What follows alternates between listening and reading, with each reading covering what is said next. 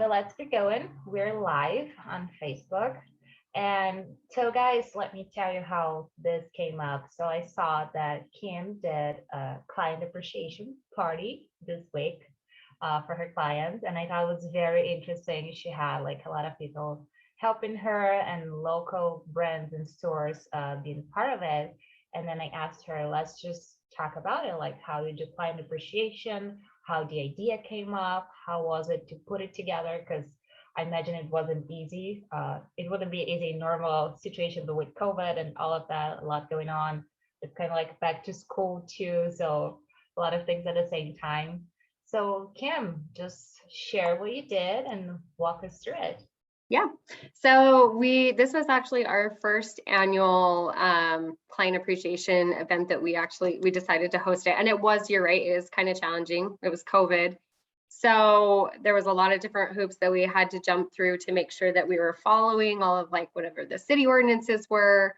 And it's always hard, of course, when you're like serving food at an event, but we decided to just go with we like food trucks around here. So we had just kind of like a food truck rally. I was actually really impressed with the turnout. And honestly, I wish I would have done it sooner. I would say, I think sometimes we like think we have to have like thousands or, hundreds of people like attend these events. But overall, it was really good. Yeah, but it was really fun to host one. And like I said, it's the first one. So we've got our wheels turning for next year for sure. That's awesome. So tell us, how did you came up with the idea and what were you doing before that, like to show client appreciation? Like, did you already like were sending postcards and gift cards and those kind of stuff? And when did you realize like, hey, we should do this annual event, like just put it all together and have one big party? Yeah, so leading up to this, I have like different touch points and follow-ups that I do. And actually, when we're done with this, I'll just post it into the comments, just some of the things that we do. But you get to a point where you start, there's just too many, right? And so it just makes sense to start to host these big events. We also do another big event like around November when we'll do like a big pie giveaway. But overall, it's just, we're starting to get into like the thousands, like with our contacts and clients and transactions. So it definitely needed to be just like one big wham. Here you go. We really appreciate everyone in the community. But I will have to say, I think even if you have a really small client base, or whether it's just friends or family, or you're trying to get involved in the community, I would actually really just recommend anyone do it. I think, like I said, I wish I would have actually done it sooner. But in my mind, I thought I had to have thousands of people in my database. You really don't. So you can kind of build your own hype. You can network with people within the community. And what we did is we actually partnered with local lenders. So we went to title companies. We did have lenders. We had like carpet cleaners, inspectors, like anybody that you just do business with. Everyone, for the most part, is pretty happy to throw their name on something. It builds them up, it builds you up. And at the end of the day, you divide the costs on everything, and it makes it's pretty affordable to host events like this. So I would say almost if you have a smaller like client base, you could do something a little bit bigger and more intimate. You could spend a little bit more. The bigger the event, you kind of have to pull in more vendors to just make it cost effective. But overall, it really wasn't that expensive and when we had our agent partners there as well. So everyone that we've brought in that I sponsored, they brought, everyone had a booth, and it was really great. So it was kind of nerve-wracking though. You always wonder like, what's the turnout going to be? But overall, it was pretty good. We were really happy with it. So how did you put it together? Like, okay, I'm doing this, and like, did you just start reaching out to people? Did you have like a presentation like, hey, you can be like a platinum sponsor, I don't know, silver sponsor, or this kind of stuff? And how like did you pick up the location and actually physically put it all together? So we just wung it. Like, it was a matter of, we decided that we wanted to kind of start building some attention around what we were doing. It actually kind of worked for some agent attraction purposes as well. But honestly, it was just picking up the phone, calling those people that we do business with all the time, saying, hey, we would really love your support. And everyone immediately jumped on. We actually didn't have a single person tell us no. So we felt really good about that. But in terms of location, we just found like the park that had the highest traffic. We were like right on the busy corner. And so it was all about location. It's just, you know, letting people see us coming on in. I think at some point we had kids on the edge of the street with a banner that said free tacos, like just getting people in. So it was really good. But no, it was just picking up the phone and calling those people we do business with. And we got a lot of support from those people. It made the event run really smooth. It made us all feel really good about what we were trying to do. That's awesome. I mean, and you can only do that when you have a community, you know, of supporters and people that you can count on, because that's amazing that you called everyone and everyone was on board. Like they didn't even, you know, blink, like, yeah, I'm doing it. I'm jumping right in. And Absolutely. so what did you have? Did you have like a place where the kids could play? And you mentioned that you had the food trucks, you had other kind of services. How did it go? And it was like an afternoon long? Yeah, so the way that we did it is we kind of just told each of the vendors, like, you know, it's whatever you want to do. So we had some vendors that came, they did like, they had like a hatchet throwing game. It was plastic hatchets though, by the way. So it was safe. But we just had like we had cornhole games set up. And honestly, which kind of led into next year, like we might just do like a whole like cornhole like tournament type thing.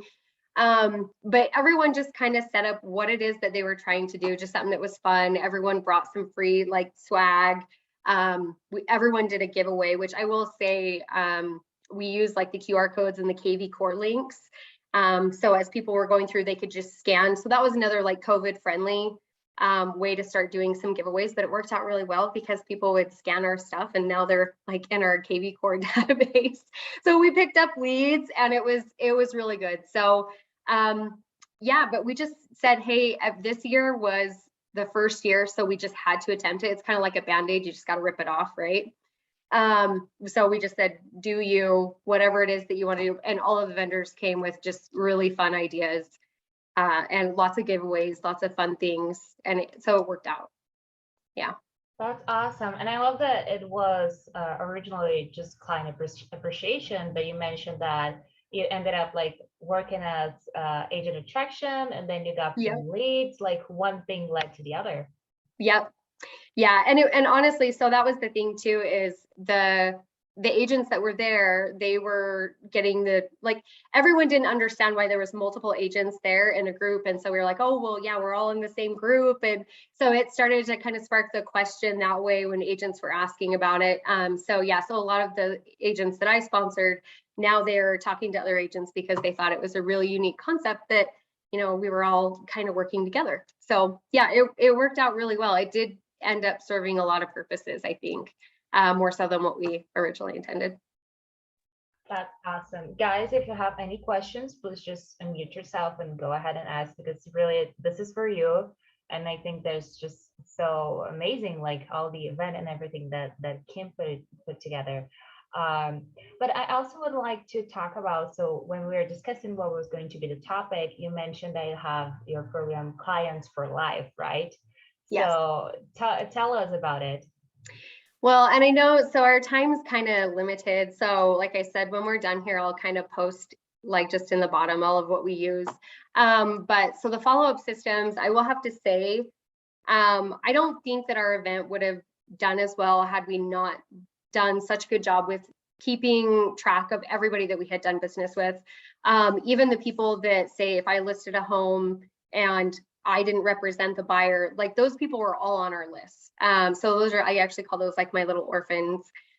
So they go on my Clients for Life list because, you know, like agents don't follow up with their clients anymore. So really the systems, like I said, I'll kind of post it so you guys can kind of dive into like the ins and outs, the more technical aspects of what I do to follow up.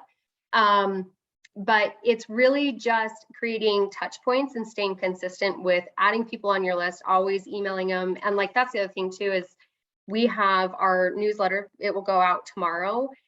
So we're going to include like discount codes for the food vendors that were there. We're going to still allow people to enter into some of the giveaways.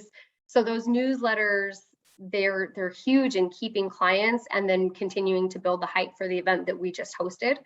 But yeah, it's really about just touch points, being consistent, and like creating systems where you like just don't let people fall through the cracks. You always follow up with people. And it essentially what it does is it turns you from just like the realtor to their realtor. You know what I mean? So you never have to work for business twice.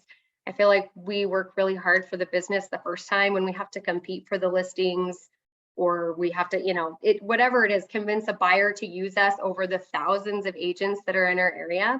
And so it really helps if you just work for business once and then you just show appreciation, then they just always stay with you. Then you're always someone's realtor. And I think that's like the best feeling in the world when someone's like, oh, I was talking to my realtor the other day, and you're like, oh, that was me. Now I'm the realtor. So yeah, it's really just the touch points that we use for the Clients for Life program. And just always like just keeping people in our database. It's huge. That's awesome. Guys, do we have any questions? I will give you like 5 seconds to unmute because I know it's a little tricky. Otherwise, I just keep going. Nothing yet. And you can also type in on the chat box if you're doing something else. You can just type in and then they can ask, and then we can go ahead. So you mentioned that you have a lot of systems, and as you said, you don't want to like spend the whole time on it. But could you just pick one that you think that really works and it's really good for what you just told us, and just kind of walk us through it a little bit? Like, what is one of the things that you do with the systems that you have? So the systems that we have, basically, we just use Excel sheets to track everything. What we use is really similar to Gogo's lead tracker. And we just put people on different follow-up trickle downs. But really just generic touch points that you make throughout the year that actually don't have a whole lot to do with you trying to get them to sell or buy real estate. Just reaching out, and it's funny because, so we'll do like the weekly mailers, those are great. But then we have like quarterly touch points. So basically, if you take your entire client base and you divide however many people you have and you break them down into quarters, you know every week how many people you should be reaching out to personally. Or whether that's like comments on Facebook, whether that's you pick up the phone and you actually talk to them, whether you look and see if they have events going on in their life, sending them flowers if someone passes away, things like that. But what it does is it basically creates weekly goals for you to reach out to your client base. So those people never really feel forgotten. The more people you have, the more challenging it becomes. But it's basically just breaking the numbers down and making it an achievable goal every week to reach out to those individuals. That's kind of the basic system that we use. But like I said, everybody is just thrown into an Excel sheet. I don't know if there's like a perfect CRM system that works out there. I used to think there was like a magic system that no one told us about, but there really isn't. So I think it's just building in whatever software you need to manage that, basically, for the way that you're running your business is basically it. Yeah, and I just love that you don't overthink it and overcomplicate it. I mean, yeah, as you grow, like your database is growing, but it's like it's as simple as an Excel sheet. You know, you don't need like to come up with like a huge thing, and it's just a numbers game, like we always say. You have to know your numbers. You break them down and you make small goals instead of being like, well, by the end of the year, I have to reach out to 1,000 people. Okay, but you have 12 months. So how many people do you have to reach out month by month? How many do you have to reach out week after week and day after day? It just makes it easier. Which brings me to a point. Do you do it all by yourself? Like, do you have an assistant? Do you have a team? Because it seems a lot of things to do. It's a lot of things to do. In the beginning, I did it by myself. But then you get to a point where you start to outsource these things. The personal touches, like I still try to do that myself. And that's mostly, I think, just increases retention on your clients. But for all of the automated systems, it's all outsourced. So all of our mailing that we do, everything is outsourced. We just add to the databases. And then, of course, having assistants just work on the databases. So if someone moves or something changes in that, we always have someone going through and like verifying that information is correct. So we're not just sending mailers to somebody we don't even know. But yeah, so it's outsourced now. Originally, I want to say the first like 3 years, I really tried to do it all myself. But, you know, it just takes time away from you going out and creating that new business, because it's not always just about, you know, the old business. So yeah, it's definitely outsourced now. Yeah. Yeah, that's great because it's a lot and it's important that you do that. But just like you say, you can like spend half of your week doing that. You have to go out and show houses and sell properties and meet with clients. So it's definitely you need to find like a time balance there or maybe effort. I don't know what would be the right word, but to keep everything in place and to keep everything running. So what were the other things? So this was the first time they put together a big event, and then you mentioned that you had the pies delivered and just touching points. But did you do anything like big and for the community before that, or was that the very first one? No, and and that's what, no, I didn't. And I say that because I actually wish that I would have. I think sometimes we have like imposter syndrome. We think we're not big enough. Like it's not that big of a deal. We're not that big group that's across town that has thousands of clients. And I think sometimes like we just undersell our value and what we've brought to our business. So I don't think it really matters how many people you have. But I'd never done it before. And I probably should have. So I think it doesn't really matter how many people you have, or, I think you're going to get support from your community, your friends, your family, even if it's just your friends and family attend a little barbecue that you host. I think it's just about building up that hype, letting people know that you're having these events.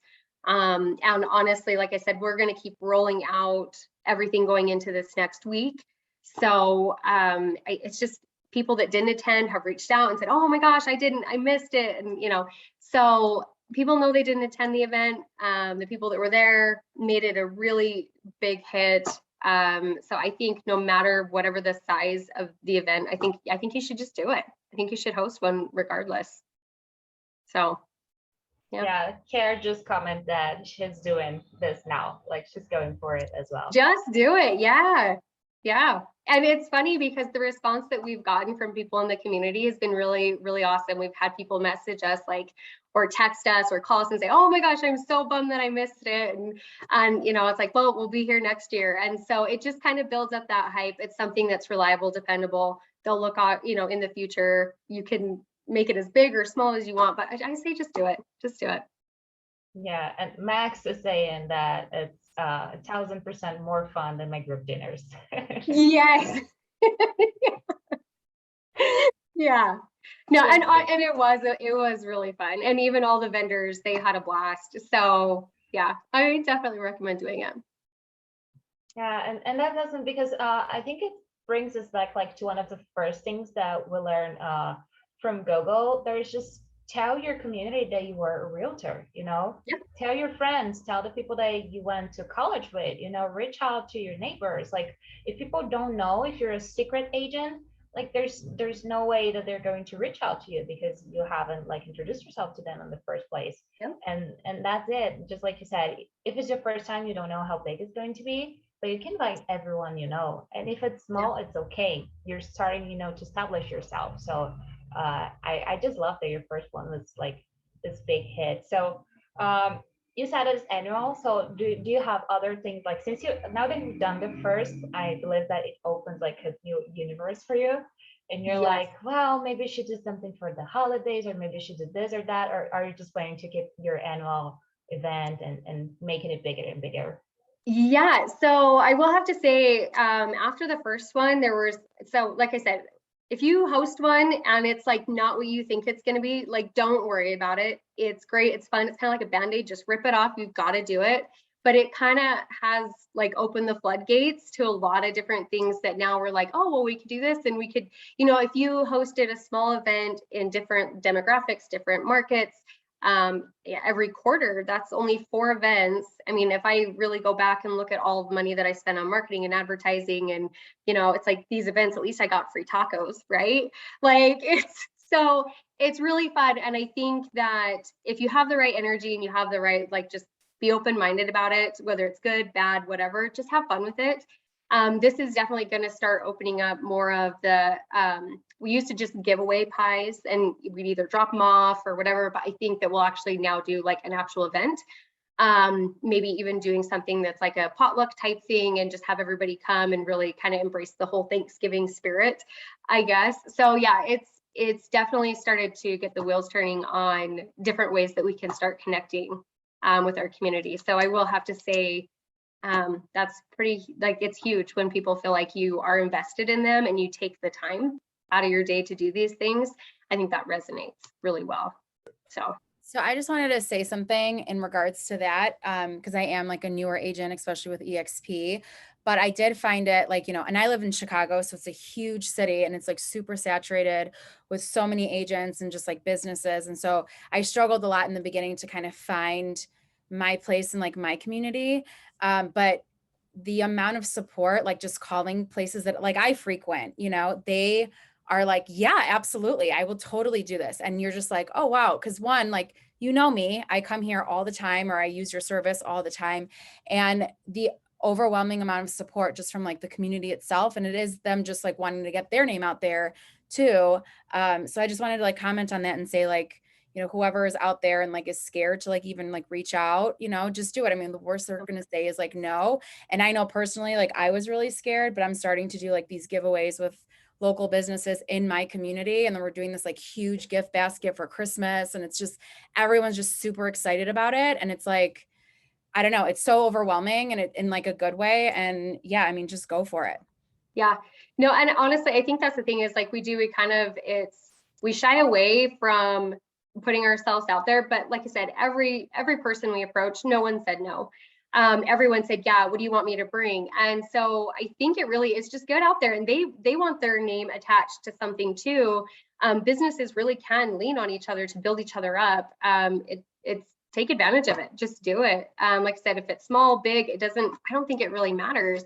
I think it's just partnering with those people that want to support you and you want to support them, and they're not going to say no. They just won't say no. Yeah, it's about building relationships, right? I mean, just like Kara said, if you go every single week to the store, if you have lunch in that restaurant every single weekend, if you buy your grocery in that place, like people know you, yep. After all, it's a community. And by the way, did you have anyone that like wasn't part of this first one and then reached out to you like, hey, whenever you did this again, let me know. I'd love to be part of it. Like some people are like, dang it, I wish I was there.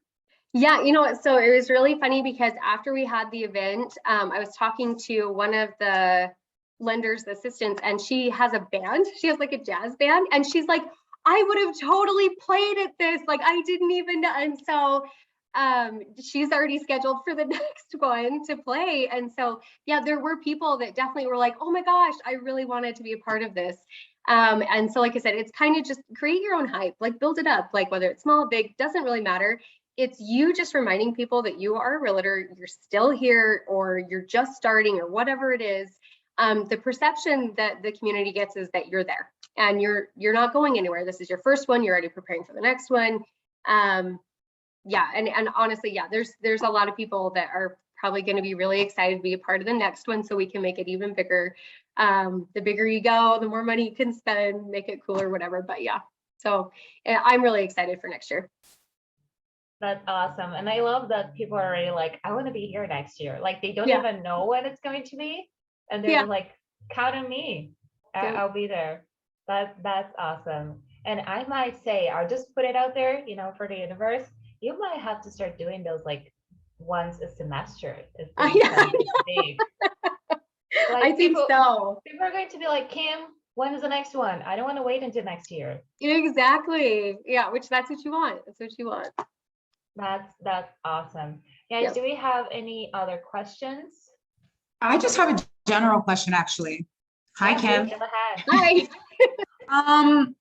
So I am familiar with, like doing events and things like that, but and who did you put on your first event with? And what was that like? Just coordinating it, just figuring out where the budget's going to come from, what would make sense, like who to reach out to, how to reach out to them. Like, how did that kind of go? Your first time? I have one lender in particular here that we do a lot of business together. And so she was like my first go-to, mostly because I knew If I had to split cost, even if it was me, her, and maybe one other person, I knew she would do it. So I kind of leaned on the person that I had the best business working relationship with. But that being said, I don't necessarily think that that has to be what you do. Like I said, everybody that I picked up the phone and called, they were like, yep, I'll be there. So I think we all just, I mean, just realizing that we have value and people appreciate the business that we give them, and you know, we appreciate the services that they provide. I think just the invite in itself was flattering to a lot of the vendors that we had called and asked to attend. So I don't think that there really is like there has to be a go-to. It really is just picking up the phone and just asking any and everyone, hey, who wants to be a part of it? And like I said, there wasn't a single person that said no.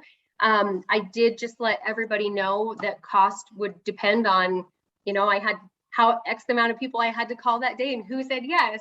And everyone said, cool, that's fine, just let me know. So people in this business, in this industry, they want to get their names out there too. And so there wasn't any hesitation from any of them to say yes. So, and I think you also could structure it, you could cap it to say, you know, you could pitch in as little or as much as you want. I think you just kind of have to play that by ear in terms of cost on everything. We've been around for a while, so it was pretty easy to call all these people and they just trusted our judgment, not making it too expensive or whatever. So I think it just kind of depends on where you're at.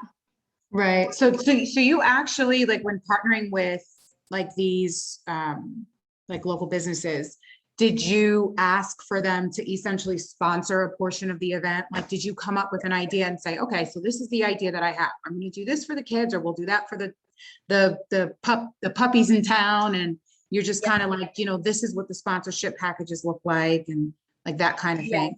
So I will have to say, so this one, it was kind of just, I normally would probably be a little bit more organized, but this one really was just pick up the phone. We didn't really have an exact dollar amount on where we wanted things to fall. I had an idea, but it really was dependent on how many people were going to say yes. And depending on how, you know, was there going to be lenders there competing for business, were there going to be multiple carpet cleaners, things like that. So I really just picked the top people I felt would be the most committed. And I just said, hey, if you'll just bear with me while we kind of get the list confirmed, you know, we can get some numbers out to you guys. And for the most part, they were all really patient and they said, hey, that's great. I think if you were to do host a big event and you were going to have a lot of vendors, I think you would have to be a little bit more organized in the sense that, you know, are you going to rent a bouncy house? Are you going to have a band? How many food trucks are going to be there? Are you going to, you know, really getting an idea of like the total cost and breaking that down.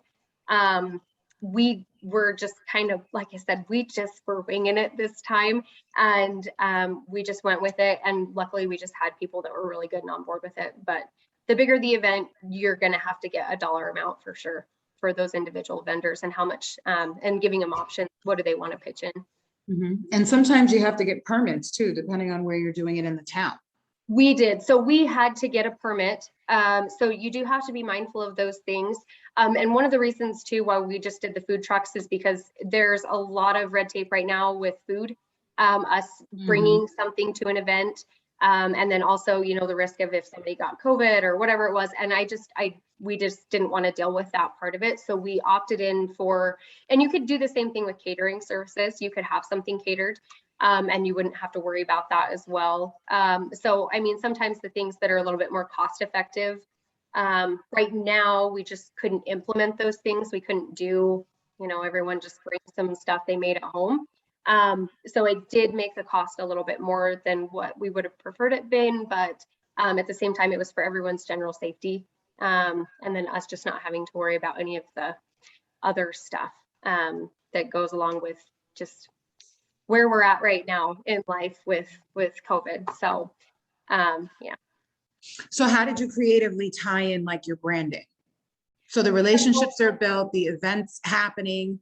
How did you tie in your branding? I know a lot of it is like relationship building. So what you're going to do is, you know, you partner with your local title agency, you partner with your local mortgage people, like you're partnering with the local church or the local restaurant or whatever. But how did you get I mean, you have like a purpose and a theme of the event, but how did you tie in your marketing at the event? Aside from like throwing logos on everything you possibly can, did you throw logos on with the partners? Like, was it like title company times, like Kim, or, you know, whatever your branding is? Like, how did you do that?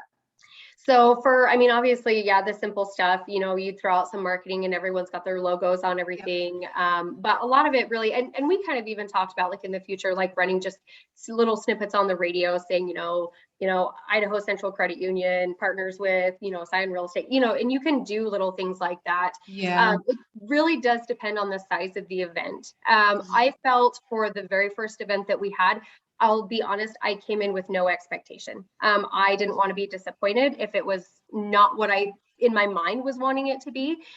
So I just didn't build it up too much. I still did the marketing, the branding. I still did everything on social media. You know, some of the agents within our group, they actually sent out personalized invitations to their clients, friends, family, things like that. So I think you can make it as small or as big as you want. Now, after having the first event, like I said, it's just kind of, you had to have that first one to see where you were going to take it.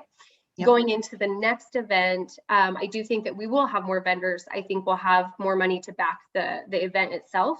So I think at that point, you know, you probably would run ads, or you would do, you know, and so you would spend a little bit more money to promote all of it. So this one was small, but we did, you know, announce, hey, so-and-so is, you know, sponsoring this, and we did partner in that sense with all of the other vendors. Yeah. Right. So like, whoops, sorry. So in sports, I used to manage, like, work with athletes and things like that. And we would do like a hat and glove drive, or we would do like a turkey drive, or we would do, I forget what we did. We did something for Halloween. Like, we kind of would do something every quarter just to stay like present. Yeah. And some of them, I mean, we fed, and I know that we fed like 100 families, like one Thanksgiving. So wow. I'm familiar with doing it, just trying to get put feelers out there on how the best way to do it, like tying in the real estate side of things. Yeah. And, you know, honestly, like I said, I don't think real estate is any different than anything else that you're trying to promote or do, right? It's just, you're saying this business is hosting this event. And I actually kind of love that you did like a drive, or that, you know, that there was actually like a purpose behind that. It wasn't just an appreciation thing or whatever, you know, but yeah, whatever it is that you're hosting, whatever you're doing, you're a business just like any other business. And so I think it's just saying, hey, you know, like for us, it's Sion Real Estate Company, like we partnered with like all these people. So however you choose to promote it, social media, obviously it works really well. So if you do try to start just small, like I said, don't overthink it too much, but the social media, it worked just fine. You can boost it. We created events. We invited people to the events, all of that. So like I said, first event was definitely just a trial run. We were just trying to see where we could take it. And we did just small, free, easy advertising. That worked out really well. So if you do a bigger event, definitely promote it longer. You're going to want to go and say, you know, could do radio or do ads or do, you know, whatever it is that you can do within your community that makes sense. So I think it's kind of, you have to play it by ear, but don't feel like you can't advertise your real estate business any different than, you know, say like a football team. Why not? Like, it's hey, this is who we are and this is what we're providing. So I think you just gotta go, just gotta do it. Just gotta do it. You just gotta do it. You do. And I do think that demographics are sensitive, and depending on where you're at, what's going to work. And what's going to, you know, so you kind of have to pay attention to your area demographics in your community. What might resonate with one community won't with another. So so you kind of just have to pay attention to your area and what you think would really connect with the biggest, you know, demographic there. Got it. Sounds good. I just love that the first one was supposed to be a small one and it was already a hit. It was pretty big. Yep. I just love that. And I love your questions, Marisa. Thank you very much. So we are 5 minutes over the hour and I want to respect everyone's time. But I have one last question for you, Kim, that we didn't touch on that point. How many months before were you planning that? Like, did it take like 1 month, 3 months? Like how you organized the time sense? So in theory, I would recommend like at least 3 months. I would say that's a really good idea. We threw this together in 45 days.